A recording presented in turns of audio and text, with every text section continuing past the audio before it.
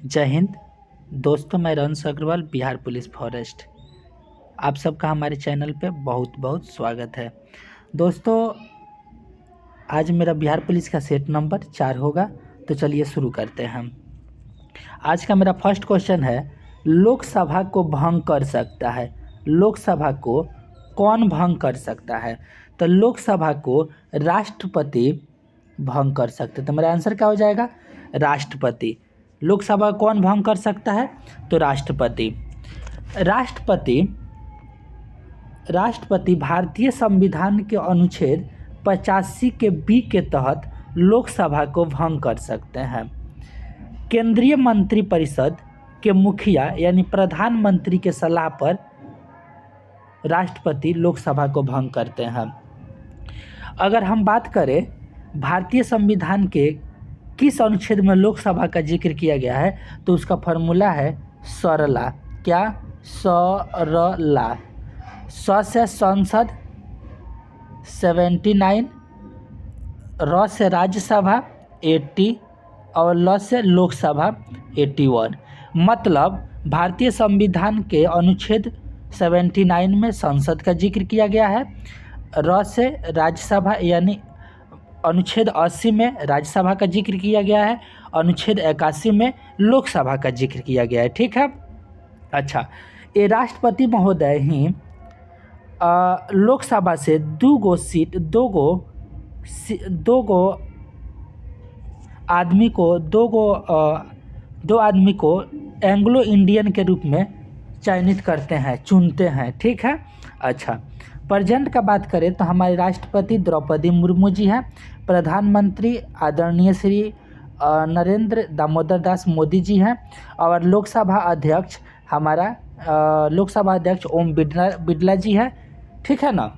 चलिए आगे बढ़ते हैं। समझ में आ गया?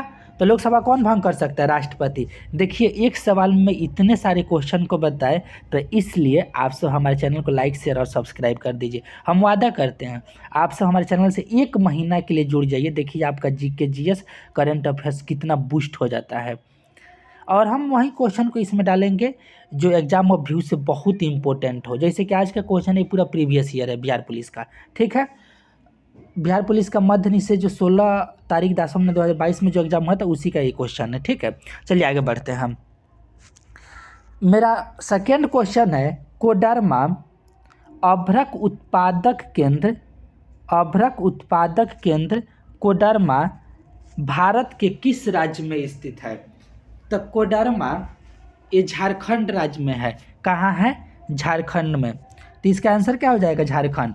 देखिए, एक कोडरमा है ना, अभी जहाँ पे हम हैं, मेरा पोस्टिंग जमुई जिला के चकाई रेंज में है। ठीक है।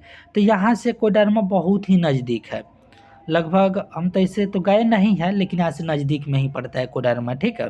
वहाँ पे ट्रेन से आने जाने की व्यवस्था सब है। जैसे कि हम लोग ट्रेन जसीडीह से पकड़ते हैं, लोग देवघर से, और देवघर से जसीडीह से ही यहाँ पे ट्रेन वगैरह जाता होता है। ठीक है। अभ्रक उत्पादन के लिए कोडरमा सबसे प्रसिद्ध है, इसलिए कोडरमा को अभ्रक नगरी या माइका कैपिटल भी कहा जाता है। ठीक है। चलिए आगे बढ़ते हैं। मेरा जो थर्ड क्वेश्चन है, प्रादेशिक जल एवं संसाधन समुद्र में किस दूरी तक सुनिश्चित होते हैं? तो प्रादेशिक जल एवं संसाधन समुद्र में 12 नॉटिकल मील तक सुनिश्चित होते हैं। इसमें बहुत सारा क्वेश्चन को बताएंगे, ध्यान से सुनिएगा। 12 नॉटिकल मील। नॉटिकल मील क्या होता है? लंबाई का, दूरी का एक इकाई है। ठीक है। 1 nautical mile 1 NM equal to 1.8 kilometre होता है। ठीक है। यानी 1 नॉटिकल मील में कितना किलोमीटर? 1.8 किलोमीटर। ठीक है। वहीं नॉटिकल मील और मील में कन्फ्यूजन है। 1 mile equal to MILE 1 mile equal to 1.6 kilometre. Clear हुआ कि नहीं हुआ? चलिए, तो जो मेरा आंसर था, प्रादेशिक जल एवं संसाधन समुद्र में किस दूरी तक सुनिश्चित होते हैं? तो 12 नॉटिकल मील तक। ठीक है। अब देखिए, इसको इस तरह समझेंगे। मान लेते हैं ये मेरा समुद्र वाला एरिया हो गया। ठीक है। तो ये जो दूरी होता है ना, आधार रेखा से नापते हैं। जैसे कि मान लेते हैं यहाँ से मेरा समुद्र शुरू हो रहा है, ये समुद्र का तट है, तो ये आपका आधार है। ठीक है। तो यहाँ से अगर आप 12 किलोमीटर जाइएगा, तो तो इसको बोलते हैं लोग प्रादेशिक जल एवं संसाधन। ये वाला पार्ट जो होता है प्रादेशिक जल एवं समुद्री संसाधन जो होगा वो 12 नॉटिकल मील के अंदर होगा।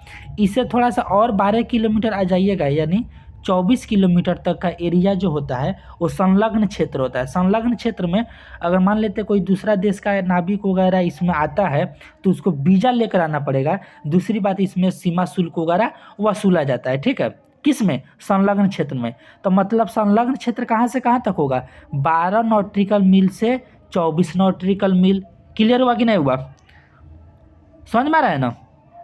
अच्छा, इसके आगे 24 नॉटिकल मील से हम आगे बढ़ेंगे 200 नॉटिकल मील तक का जो क्षेत्र होता है उसको EEZ बोला जाता है, यानी एक्सक्लूसिव इकोनॉमिक जोन बोला जाता है। इस जोन में अनुसंधान वगैरह किया जाता है, ठीक है। जैसे कि अनुसंधान का नाम है दक्षिणी गंगोत्री वगैरह हो गया, रिसर्च वगैरह किया जाता है, ठीक है। तो इसको बोलते हैं लोग अनन्य आर्थिक क्षेत्र, यानी एक्सक्लूसिव इकोनॉमिक जोन। तो इस कहाँ से कहाँ तक होता है? तो 24 नॉटिकल मील से 200 नॉटिकल मील के बीच का जो जल जो समुद्र होता है उसको बोलते हैं EEZ, ठीक है। अच्छा, 12 नॉटिकल मील से 24 नॉटिकल मील के बीच का जो दूरी होता है जिसको संलग्न क्षेत्र बोलते हैं लोग, इसमें आप जाइएगा तो आपको वीज़ा की आवश्यकता होगा और आपको सीमा शुल्क देना पड़ेगा। वो होता है 12 से 24 नॉटिकल मील तक, ठीक है। अच्छा, बेस लाइन से समुद्र के बेस लाइन से 12 नॉटिकल मील तक के दूरी को प्रादेशिक जल एवं संसाधन क्षेत्र बोला जाता है, ठीक है। क्लियर हुआ कि नहीं हुआ? एक नॉटिकल मील में 1.8 किलोमीटर होता है और एक मील में 1.6 किलोमीटर होते हैं। समझ में आ गया? चलिए आगे बढ़ते हैं। क्लियर हुआ कि नहीं? इसमें 3 क्वेश्चन एग्जाम में पूछता है। भारत का सामुद्रिक प्रादेशिक जल एवं संसाधन कितने किलोमीटर तक है? तो 12 नॉटिकल मील तक, ठीक है। अच्छा, भारत का संलग्न क्षेत्र कितने नॉटिकल मील तक है? तो 12 नॉटिकल मील से 24 नॉटिकल मील तक है, ठीक है। अच्छा, भारत का EEZ कितने किलोमीटर तक है? तो 24 नॉटिकल मील से 200 नॉटिकल मील तक के क्षेत्र को EEZ बोला जाता है। इसमें क्या किया जाता है हम वीडियो में बता चुके हैं। चलिए आगे बढ़ते हैं। ये तीनों क्वेश्चन में कन्फ्यूज नहीं होना है, एग्जाम में बहुत पूछता है। चलिए आगे बढ़ रहे हैं हम। सबरीमाला मंदिर कहाँ है? मेरा चौथा क्वेश्चन है, सबरीमाला मंदिर कहाँ है? तो सबरीमाला मंदिर केरल में है। कहाँ है? केरल में है। कहाँ है? केरल में है। मान लेते हैं अगर आप इस मंदिर तक जाना चाहते हैं, इस मंदिर में जाना चाहते हैं, तो सबसे पहले आप केरल की राजधानी तिरुवनंतपुरम जाइएगा। तिरुवनंतपुरम से 175 किलोमीटर दूर एक नेशनल पार्क है। उस नेशनल पार्क का नाम है पेरियार टाइगर रिजर्व।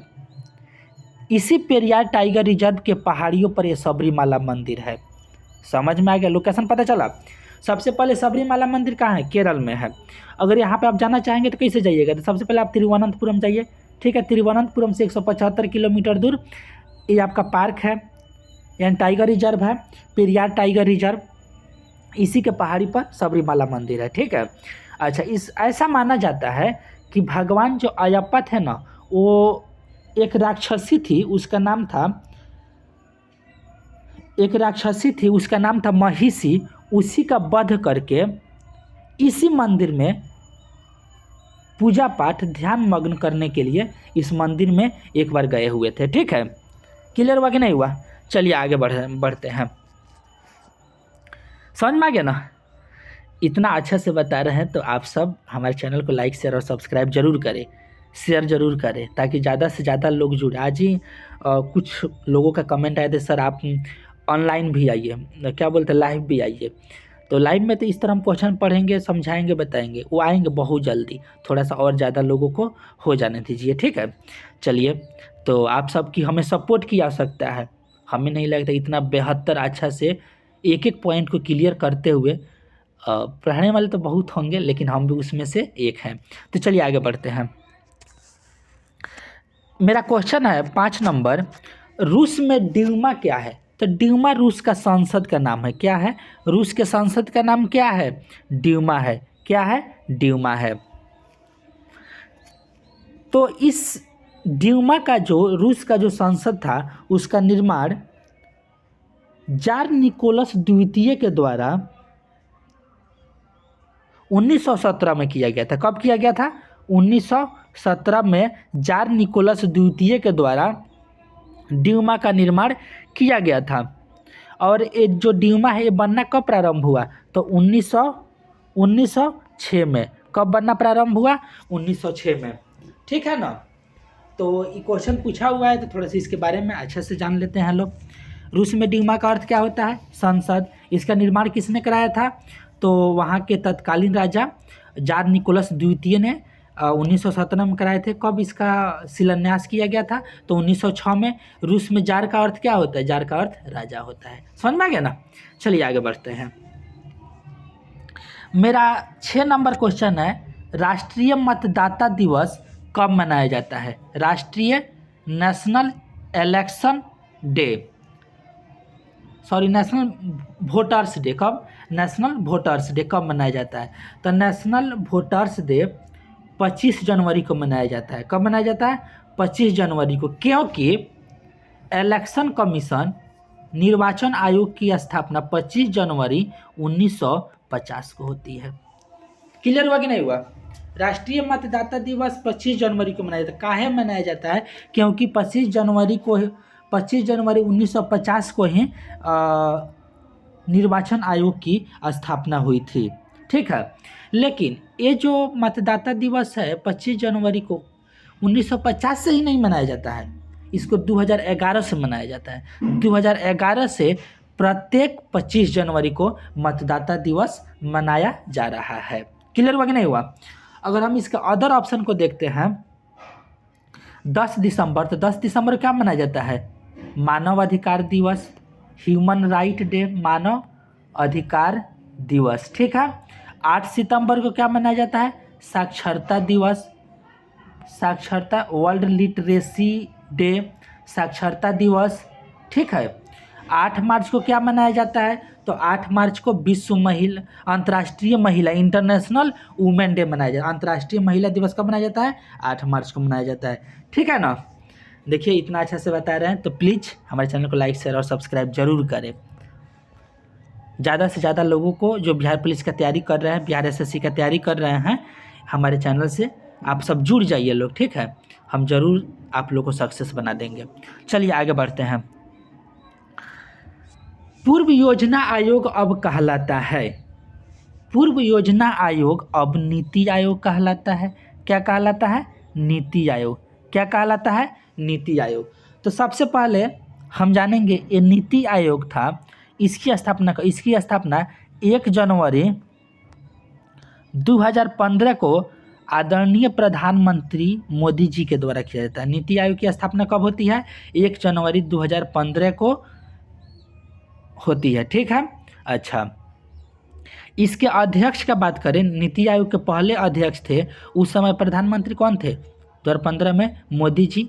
तो इसके पहले अध्यक्ष मोदी जी और पहले उपाध्यक्ष अरविंद पनगड़िया थे। ये रेलवे में पूछा हुआ था। नीति आयोग के बारे में समझ में आ गया ना। नीति आयोग की स्थापना 1 जनवरी 2015 को हुई थी। इसके पहले अध्यक्ष मोदी जी और उपाध्यक्ष अरविंद पनगड़िया साहब थे। ठीक है। इसमें एक वर्ड दिया है योजना आयोग की जगह पर ये आया हुआ था। तो योजना आयोग क्या है? तो योजना आयोग की स्थापना 15 मार्च 1950 को होती है। योजना आयोग की स्थापना कब होती है? 15 मार्च 1950 को होती है। क्यों होती है? तो क्योंकि पंचवर्षीय योजना को भारत में लागू करना था। मतलब योजना आयोग की स्थापना पंचवर्षीय योजनाओं को लागू करने के लिए किया जाता है 15 मार्च 1950 को। ठीक है। योजना आयोग की स्थापना कब होती है? 15 मार्च 1950 को। क्यों होती है? पंचवर्षीय योजनाओं को लागू करने के लिए। फर्स्ट पंचवर्षीय योजना कब लागू होता है? 1951 में। पंचवर्षीय योजना कब आता है? 1951 में आता है। 1951 से 56 फर्स्ट था। ठीक है ना। अच्छा, इसी पंचवर्षीय योजना को क्रियान्वित करने के लिए, इसी पंचवर्षीय योजना को ठीक तरह से संचालित करने के लिए राष्ट्रीय विकास परिषद की स्थापना 6 अगस्त 1952 को की जाती है। ठीक है ना। पंचवर्षीय योजनाओं को अच्छा से चलाने के लिए, सुचारू रूप से चलाने के लिए एक संस्था बनाई जाती है, राष्ट्रीय विकास परिषद, 6 अगस्त 1952 को। ठीक है, इसको एक अच्छा से हम बता देते हैं। सबसे पहले योजना आयोग की स्थापना 15 मार्च 1950 को पंचवर्षीय योजनाओं को भारत में लागू करने के लिए किया जाता है। कब फर्स्ट पंचवर्षीय योजना लागू होता है? 1951 में, जो 1956 तक चलता है, 5 साल का है। ठीक है, इसमें एक और बॉडी आता है पंचवर्षीय योजनाओं को ठीक तरह से चलाने के लिए 6 अगस्त 1952 को राष्ट्रीय विकास परिषद की स्थापना होती है। ठीक है, अच्छा, ये जो आपका योजना आयोग है ये चलता रहता है। इसको बाद में 1 जनवरी 2015 में इसका नाम बदल के नीति आयोग कर दिया जाता है। ठीक है ना, जिसके पहले अध्यक्ष मोदी जी और उपाध्यक्ष अरविंद पनगड़िया साहब थे। ठीक है, इसमें एक और चीज़ बताएंगे, योजना आयोग के पहले अध्यक्ष कौन थे? तो योजना आयोग के पहले अध्यक्ष माना प्रधानमंत्री होते, तो उस समय प्रधानमंत्री पंडित जवाहरलाल नेहरू थे। अब पहले उपाध्यक्ष कौन थे योजना आयोग के? तो गुलजारी लाल नंदा थे। क्लियर हुआ कि नहीं हुआ? चलिए आगे बढ़ते हैं। 1857 के क्रांति के समय भारत के गवर्नर जनरल कौन थे? तो 1857 की क्रांति के समय भारत के गवर्नर जनरल लॉर्ड कैनिंग थे। कौन थे? लॉर्ड कैनिंग थे। क्योंकि लॉर्ड कैनिंग का शासनकाल 1856 से लेकर 1862 तक रहती है। कब तक रहता है? 1856 से लेकर 1862 तक। लॉर्ड कैनिंग का शासनकाल 1856 से 62 तक। इसी बीच में 1857 में विद्रोह होता है, तो उस समय वहाँ के गवर्नर जनरल कौन होते हैं? लॉर्ड कैनिंग होते हैं। लॉर्ड कैनिंग के बारे में एक ऐसा ये बात है कि 1858 में एक 1858 में एक एक्ट आता है। उस एक्ट का नाम रहता है गवर्नर ऑफ इंडिया एक्ट। उस एक्ट का नाम क्या रहता है? गवर्नर ऑफ इंडिया एक्ट, जिसके तहत गवर्नर जनरल का नाम बदल के वायसराय कर दिया जाता है। अतः भारत के प्रथम वायसराय कौन हुए? Lord Canning. ठीक है, चलिए, लॉर्ड कैनिंग ने ही 1861 में इंडियन हाई कोर्ट एक्ट लेकर आते हैं, जिसके तहत 3 उच्च न्यायालय की स्थापना होती है, बॉम्बे, कलकत्ता और मद्रास। ठीक है ना, चलिए आगे बढ़ते हैं। भारतीय संविधान का कौन सा भाग मूल अधिकारों के बारे में है? तो भारतीय संविधान के कौन सा भाग? तो भारतीय संविधान का भाग 3 मूल अधिकार के बारे में बताता है। ठीक है, भारतीय संविधान में भाग कितना है? तो भारतीय संविधान में टोटल 25 भाग है। भाग 1 क्या है? तो भाग 1 बताता है भारत के राज्य और केंद्र शासित प्रदेश के बारे में, राज्य और संघ के बारे में। भाग 2 क्या है? तो नागरिकता के बारे में बताता है। भाग 3 मूल अधिकार के बारे में बताता है। भाग 4 क्या है? राज्य के नीति निर्देशक तत्व बताता है। भाग 4 का ए क्या है? मूल कर्तव्य को बताता है। भाग 4 का ए क्या बताता है? 4A मूल कर्तव्य। ठीक है ना, भाग 4 का ए क्या बताता है? मूल कर्तव्य के बारे में। टोटल कितना है? 25 गो भाग है। समझ में आ रहा है ना? देखिए, इतना अच्छा से बता रहे हैं, इसलिए आप सब हमारे चैनल को लाइक, शेयर और सब्सक्राइब जरूर से ज़रूर कर दीजिए, ताकि हमको भी फायदा हो, आपको भी फायदा हो। ठीक है, चलिए आगे बढ़ रहे हैं हम। नेक्स्ट मेरा क्वेश्चन है, बिहार में विधानसभा सीटों की संख्या कितनी है? बिहार में विधानसभा सीटों की संख्या कितनी है? तो बिहार में विधानसभा सीटों की संख्या 243 है। कितना है? 243 है। विधान परिषद सीट की संख्या 75 है। बिहार में द्विसदनात्मक व्यवस्था है। उच्च सदन को विधान परिषद बोलते हैं, निम्न सदन को विधानसभा बोलते हैं। विधान परिषद में 75 गो सीट है, विधानसभा में 243 सीट है। अच्छा, लोकसभा में 16 गो सीट है। लोकसभा में 40 सीट है। लोकसभा में कितने सीट है? 40। राज्यसभा में कितने सीट है? तो 16। राज्यसभा में कितने सीट है? 16। ठीक है ना? अच्छा, ये जो लोकसभा में जो 40 सीट है, ये 6 सीट SC के लिए आरक्षित है। 6 सीट किसके के लिए आरक्षित है? SC कम्युनिटी के लिए। ठीक है ना? तो इतना अच्छा से बता रहे हैं, तो आप सब सब्सक्राइब जरूर कीजिए हमारे चैनल को। अगर हो सके तो अपने स्टेटस के रूप में लगाइए ताकि ज़्यादा से ज़्यादा लोग जाने। ठीक है, सिलेक्शन देना मेरी जिम्मेदारी है। आप 1 महीना जुड़ के तो देखिए, ज़रूर आप सेलेक्ट हो पाइएगा। जीके का क्वेश्चन छूटेगा नहीं, रीजनिंग साइंस का क्वेश्चन छूटेगा नहीं। ठीक है, करेंट अफेयर्स का छूटेगा नहीं। ऐसे आता तो सब सब्जेक्ट है, लेकिन इस सब मोबाइल में हम इतना ही जीके जीएस और क्या बोलते हैं करेंट अफेयर्स ही बता सकते हैं। ठीक है, अगर आप सबको पर्सनली भी दिक्कत होगा तो आप सब मेरे मोबाइल नंबर हम दे देंगे, कमेंट बॉक्स में कमेंट कीजिएगा, हम दे देंगे। वहाँ पर हमसे पर्सनली भी बात कर सकते हैं, क्वेश्चन पूछ सकते हैं। ठीक है, चलिए आगे देखते हैं। क्वेश्चन नंबर 11 होगा और आज का सेट का ये लास्ट क्वेश्चन होगा। चलिए देखते हैं।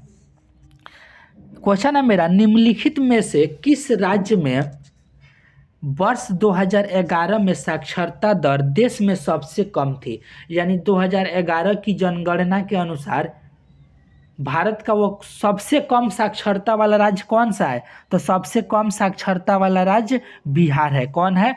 बिहार है। ठीक है ना? अच्छा, सबसे कम साक्षरता वाला राज्य बिहार है और सबसे कम साक्षरता वाला दूसरा राज्य कौन सा है? तो अरुणाचल प्रदेश है। कौन है? अरुणाचल प्रदेश है। कम ही में अगर ये ऑप्शन नहीं रहता तो हम अरुणाचल प्रदेश पे मारते। ठीक है ना? तो इस चीज़ को लिख लीजिए। 2011 की जनगणना के अनुसार भारत में सबसे कम साक्षरता वाला राज्य कौन सा है? बिहार। दूसरा नंबर पे अरुणाचल प्रदेश। इतना क्लियर हुआ? चलिए, सबसे अधिक साक्षरता कौन सा है? तो सबसे अधिक साक्षरता वाला राज्य केरल है और दूसरा नंबर पे मिजोरम है। एक बार एग्जाम में सिपाही भर्ती में पूछा भी था। ठीक है, सबसे अधिक साक्षरता वाला राज्य कौन सा है? केरल और मिजोरम। क्लियर हुआ?